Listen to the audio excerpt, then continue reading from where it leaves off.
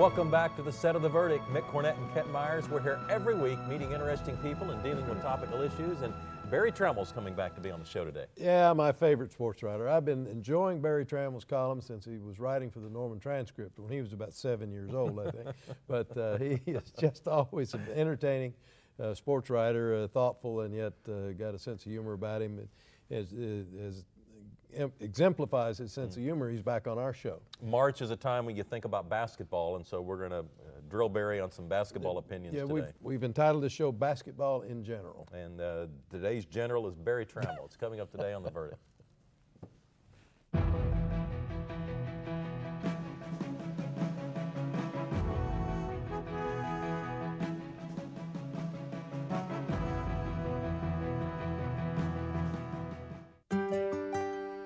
I grew up in a tough neighborhood. There was a lot of drugs and a lot of violence. Really, for me to get away was to focus on artwork.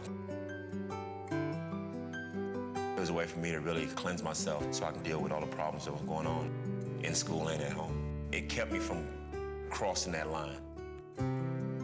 Our goal is to make sure that the arts are available to all, that our community is awakened by the arts, that our community is touched by the arts. It's not an organization that's focused on one thing. They're focused on the arts across the board.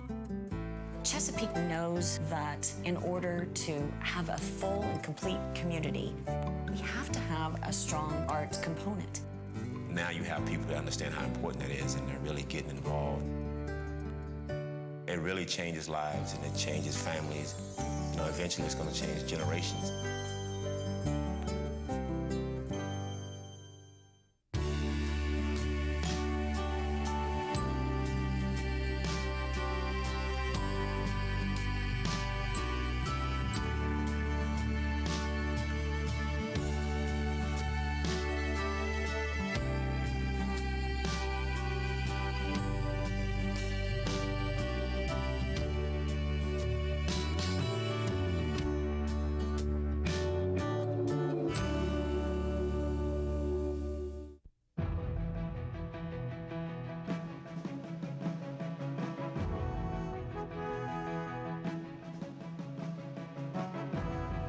Welcome back to the Set of the Verdict. Mick Cornett with Kent Myers, and Kent's going to introduce today's guest.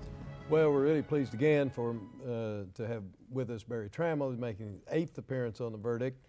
Barry is a University of Oklahoma graduate, is a sports writer for the Oklahoman, has been for 25 years. I first started reading Barry's columns when he was writing for the Norman Transcript before he came to the Oklahoman, and I still read them. He is a very entertaining writer. He also was active in the WWLS sports radio programs from time to time.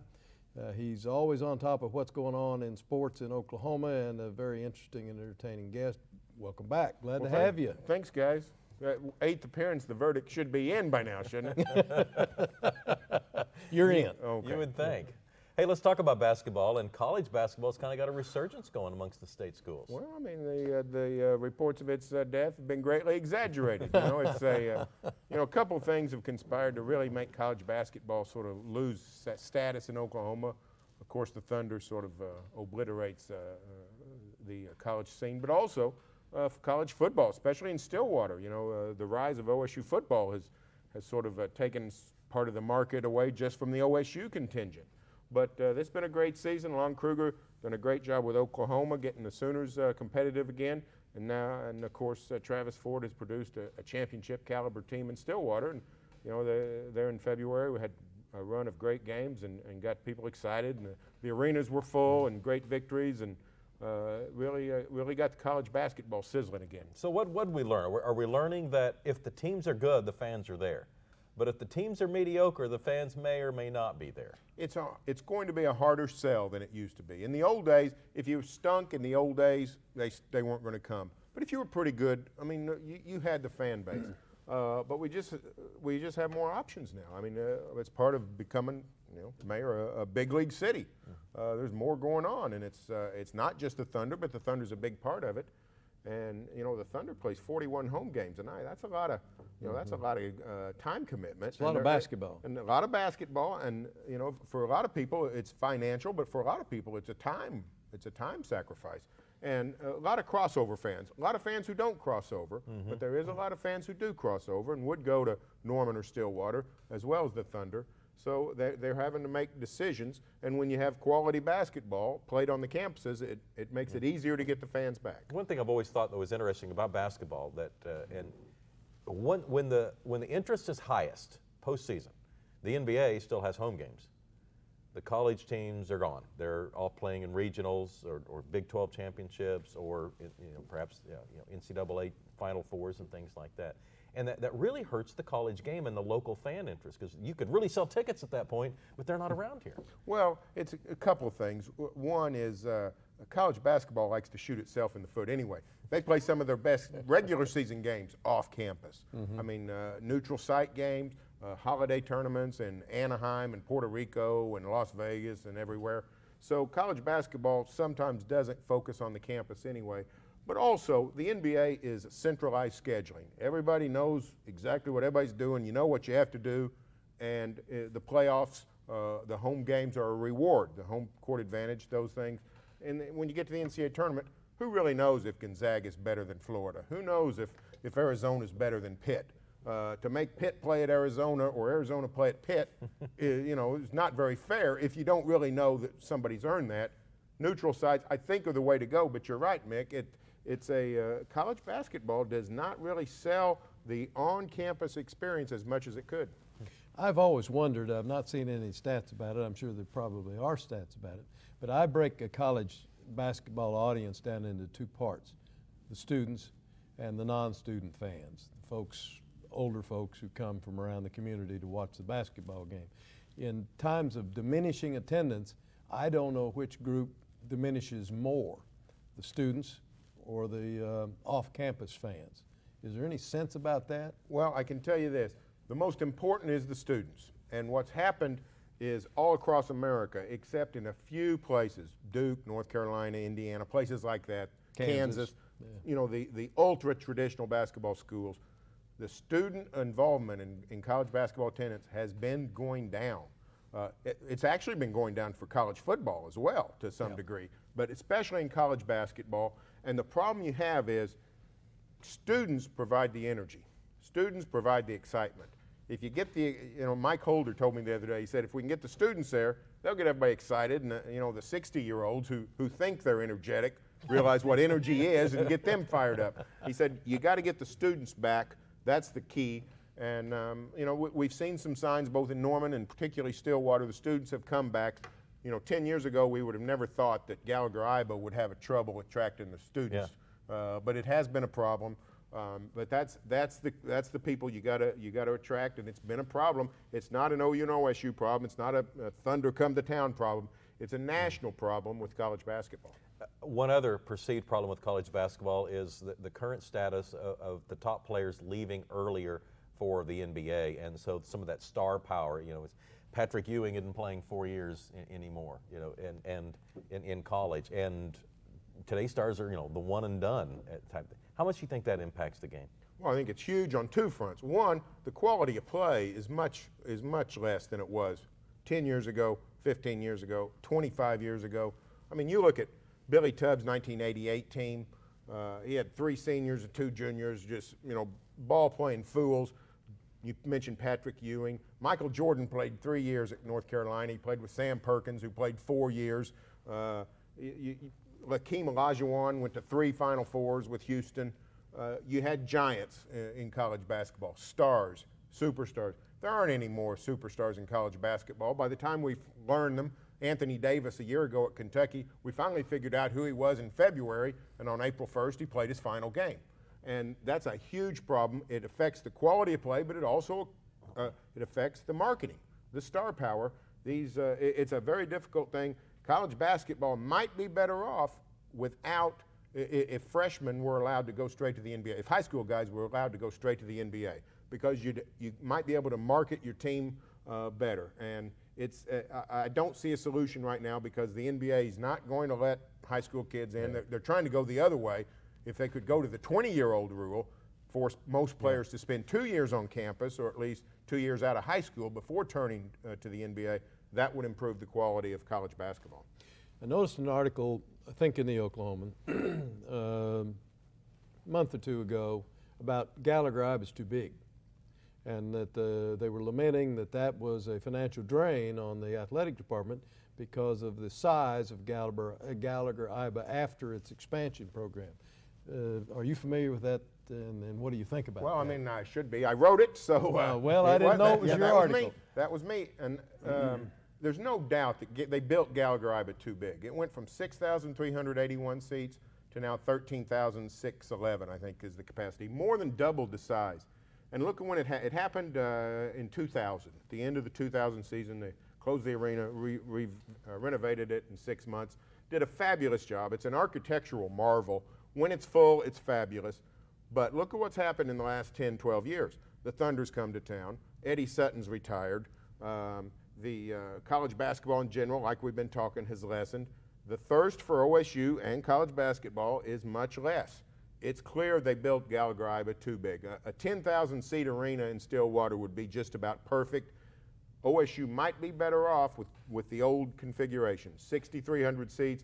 The students would be packed in. They would be excited. The home court advantage. Oklahoma State's lost its home court advantage to a large degree. Now, this season, we've seen it get it back. The Kansas game, the Bedlam game, they were full. Yeah. Gonzaga game was full. And it's a great place when it's full, but on a consistent basis, they can't fill it up just economically. We've had, the economic downturn since 2008 has hurt also. So just a lot of things. It was a great idea. They did a great job with it, but I think they just set their sights too high. And Mike Holder's admitted that they built it too high. The older I get, the more important coaches become. It just seems like, especially at the college level, that you get a really established, solid coach, and he will perform miracles for you. Well, that's part of the problem with college basketball. You're exactly right, Mick. You're going to hire Lon Kruger, you're going to have a winning basketball team. Yep. Right? You are. You don't have to worry about it. You're going to have a winning basketball team. But, and this is nothing against Lon, there's too much control of the game itself and the on-court product in college. I think scoring is way down from where it was 20 years ago. If somebody played like Billy Tubbs' teams used to play, if they played like that today, we'd think somebody from outer space had landed. 74-72 is a high-scoring game. The coaching is great. It's fabulous, but they're in too much control of the game, in my opinion. But you go hire a good one, it changes. You turn around just like that. Lon Kruger is the perfect example. Barry Trammell, our guest today, and we're going to talk about the Oklahoma City Thunder on the other side of this break. You're watching The Verdict.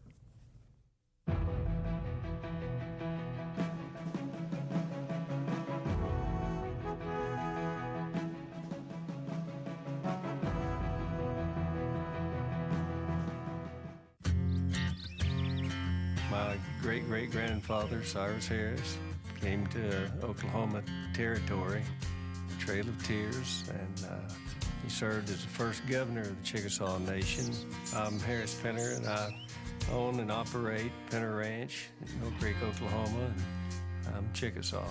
As far as the ranch and Cyrus Harris, my daughters will be the 5th generation on that land. They're the backbone, like the Chickasaw women have always been. They're the backbone of the place. It's been in the family all of my life, all of my grandfathers. My grandfather and my dad were both born on houses on that place. Today, the ranch is a cow-calf operation. Land, it means everything to us. We would never get rid of it. That's our roots, our heritage is right there. As far as Chickasaw heritage, I'm proud to be a Chickasaw, proud to be an Oklahoman. Hear that? It's the sound of an industry, 83,000 strong, creating jobs for nearly 350,000. A $52 billion a year being pumped into our economy. It's the sound of Oklahoma's oil and natural gas industry, our heart for the state, and our people. And it beats on and on and on. When you have something important to communicate, it becomes clear that there's a lot of competition for your audience's attention. So how can your message stand out and actually resonate with your audience? Legal Graphics has the answers. The team at Legal Graphics will work with you to plan, design, and even test your presentation to ensure your message will be heard and remembered. Call Legal Graphics today to schedule an appointment. The readiness is all.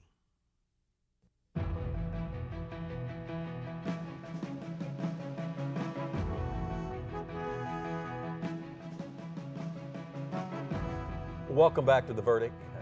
Another segment with Barry Trammell of the Oklahoman and the Sports Animal. Talk to us about the Oklahoma City Thunder and their drive toward hopefully another finals appearance. What's your thought on this team compared to last year? Well, I mean, I think they're about as good as they were last year, which is remarkable considering they had to trade an NBA star, had to trade away James Harden. And Kevin Martin has been not as productive as Harden was, but close enough that it's not a big void. And Durant and Westbrook and Serge and a lot of other guys have developed enough to fill in the gaps. So I think they're about as good as they were last year, and they were really good last year. I mean, they were NBA finalists and played the Heat in a compelling series. Only went 5 games, but they were in 4 of the 5 games. So I mean, the Thunder is fast approaching the status of some long-standing teams like the Spurs, notably, which is the regular season's nice. We're going to have fun, but it gets serious in the playoffs. And I think the Thunder has as good a chance as anybody to win the West. Now, I don't like anybody's chances against Miami in the NBA Finals because LeBron James is just playing too well. He's playing he might be playing basketball better than anybody's ever played it. So I don't know what kind of tonic there is for that. But I think Thunder's in great shape, maybe against San Antonio to make the West Finals and have a fighting chance to win again and get back to the big stage. Do you believe Russell Westbrook and Kevin Durant have both improved every single year? It's like you can noticeably tell. Yes, I think they have. It's remarkable. It seems like they've been around forever. I don't remember what life was like before Westbrook and Durant, much less before the NBA came to town. But they're only 24 years old still. The prime of a basketball player's life is 27, 28. These guys have not reached their summit. They're still getting better, and the Thunder culture, which they love to talk about over there, Sam Presti, Scotty Brooks, it's not just talk. They really do have a culture of hard work and self-improvement, and these guys are getting better. I mean, Westbrook's doing things we didn't see him do 2 years ago. Durant's doing things we didn't see him do a year ago. They've gotten better and better, and they still haven't hit their ceiling. I don't think Westbrook gets the appropriate credit for the defensive player that he is or can be when he chooses to turn it on. He, I think, was Defensive Player of the Year in the Pac-10, was he not, or Pac-12, whatever they were then. He's not only a spectacular offensive player and athlete, but he can lock somebody down. Now, he can't lock LeBron James down, but who can? Yeah. Westbrook, you said it best, when he chooses to be. I'm a charter member of the Russell Westbrook fan club. My only gripe with Russell is when he doesn't hustle back on defense. Play goes wrong on the offensive end, and he chooses to pull up a chair and discuss things with the ref while the other team is taking the ball down court. That's my only problem with Russell. But you're right. Athletically, he's quick, he's strong, he's got long arms. He could be a premier defensive player, and sometimes he is, as you said, when he wants to be, and that comes with maturity. I think he's better than he's ever been on defense. Now, he can still get a lot better. I thought the other night when the Heat was in town, nobody did much with LeBron, but in the last 4 or 5 minutes, Westbrook was assigned to him. I think that's because he's the only guy with any energy left that could run around with LeBron. I thought he did the best job on LeBron, and of course, he's 5 inches shorter than LeBron, so he's going to be in trouble there, but he's got the capability of doing all kinds of special things on defense.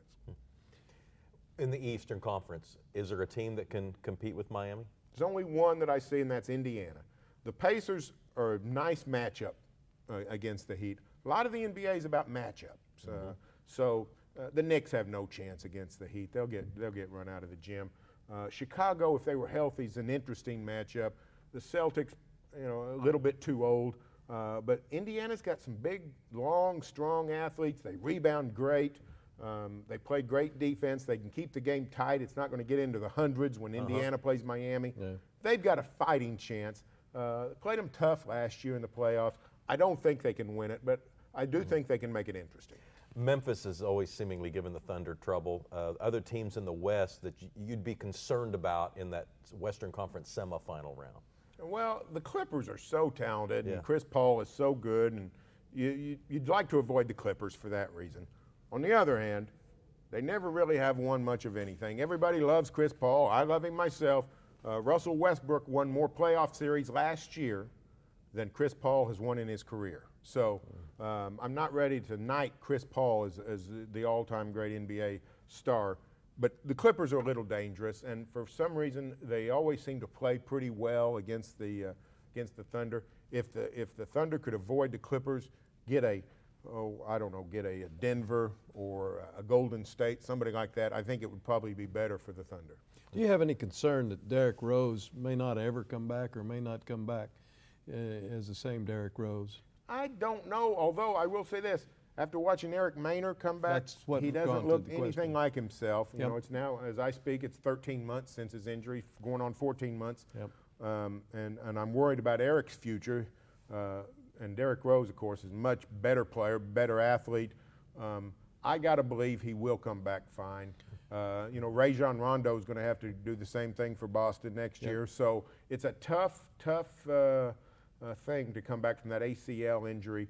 With the Lord's blessing, we haven't had to deal with that much with the Stars here in Oklahoma City. Russell Westbrook's never missed a game as a pro, but it's a tough thing when you have to deal with it. And Well, Adrian- it's going to be interesting to watch Derrick Rose. Adrian Peterson made it tough on everybody. Well, yeah, I mean, Having a terrible injury and coming back so quick. it's strong. not fair. It's not fair That's to bring not up fair. superhumans.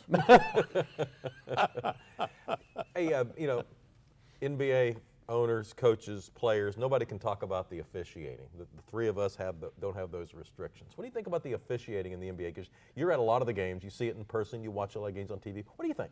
I think NBA officiating is mostly fantastic. I mean, I really do. Now, I see some knucklehead. I'm more upset with some of their actions more than their calls. The other night at the Heat game, old Danny Crawford, during a timeout, just reamed out the official score for reasons I don't understand. I think most of the time they get it right. I've sat in on at least 3 officiating seminar, clinic type things in the preseason. The NBA does one in every city, and I'm amazed at the technique and the training that goes on. And I mean, they can tell you exactly. They'll show you this. What's a foul? Well, that's a foul. That's not. I mean, they have it down to a science. And those guys make great calls. They miss some calls, obviously, but it's a very difficult game to call, and I think they do a wonderful job. There's a couple officials I don't like. Most of that, like I said, is personality driven more than actually performance. About 30 seconds left. More technicals this year. Are we a little bit of a whiners this year? Why are we getting more technicals? Well, Kevin Durant he decided to be a complainer this year. He leads as I speak, he leads the league in technicals, and Kendrick Perkins sitting over there being a wallflower, and Kevin Durant. It's a bizarro world, but I think the Thunder's getting to be more of a veteran team. The regular season wears on them. They know they're going to make their hay in the postseason. That's what's going to determine their season. I think they're ready for the playoffs, and there's some frustration just with the calendar. Yeah. Yep. Barry Trammell, today's guest of the verdict. Barry, thanks for coming back on. Thanks, bet. Barry. All right, we'll give some website information on how you can read Barry Trammell's work. When we get back, you're watching The Verdict.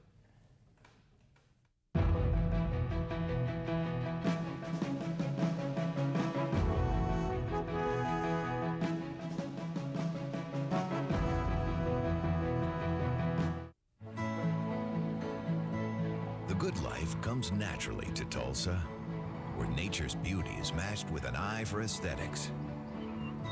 A legacy of neighborhoods graced with lawns and landscaping and handsome homes. A place that seems to have patented an ideal lifestyle. Bank First is loyal to the quality of life Tulsa assures its citizens, to the priority placed on education, culture, and growth. Loyal to builders who transform raw land into residential charm. Developers who see opportunity and add vitality to Tulsa's economy. Bank First serves both enterprise and private lives that need a loyal partner. It's how we help nurture this city's very good life. Bank First. Loyal to Oklahoma. Loyal to you. All children deserve a life of hope and love, but sometimes they experience a life of pain, neglect, and abuse. When that happens, each child deserves all the quality assistance and representation that can be offered in our legal system. For more information, call 23-CHILD. Oklahoma Lawyers for Children, helping to bring hope and love back to the lives of abused children. You will always be mom and dad to me. I really think people are so unaware of the number of kids waiting just in Oklahoma. And I think if more people knew that those children were out there waiting, I think that just by the way we live our lives and the people we talk to, that maybe we can help encourage adoption from Oklahoma. You will always be mom and dad to me. The Journal-Record is pleased to be a sponsor of The Verdict. The Journal-Record, since 1903, the best source of Oklahoma business news and legal information. And for almost 30 years, Oklahoma political, government, and business leaders have turned to the McCarville Report for accurate, reliable, inside information. Visit the McCarville Report online.